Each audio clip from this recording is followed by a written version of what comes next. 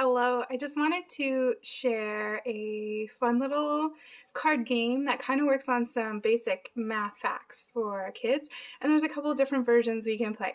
So super simple, all you need is a regular deck of playing cards. We do have a jumbo size, which sometimes makes it extra fun, but regular size works just great. And then you can decide on what numbers you want to work on. So if you're just working on numbers 10 and under, then just take out the Jack, Queen, King. And sometimes those ones are tricky because they don't have the actual number on them.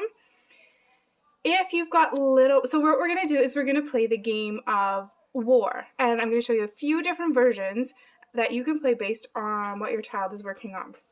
So the traditional way of playing War, you've got two people. They each have their set of cards and they flip over. I'm going to take away the king just, of course, I should have pulled them out ahead of time. That's always the way.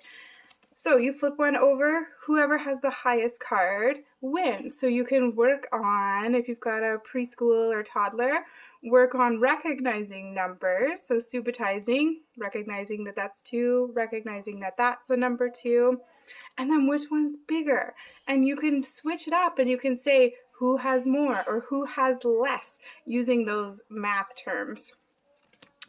For a little bit older, you can play addition or subtraction war. So again, each player has their pile of cards, but instead of flipping over one card, each player is going to flip over 2 cards. So this player flipped over a 4 and a 1. And this player flipped over a 2 and a 1. So if you were playing addition war, you would add them together. So this person has 3 as a score. This person has 5 as a score.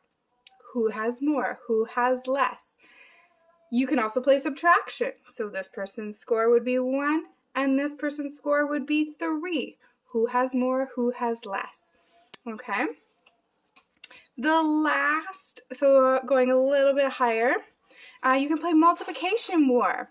So again, you're flipping over 2 cards each, and then you're going to multiply them together. So 5 groups of 10 is 50, and this person, 3 groups of 9 is 27. So who has the higher score? Who has more? Who has less? And you divvy them up that way. And you can decide if you're playing the highest number gets all the cards or the lowest number gets all the cards to switch it up.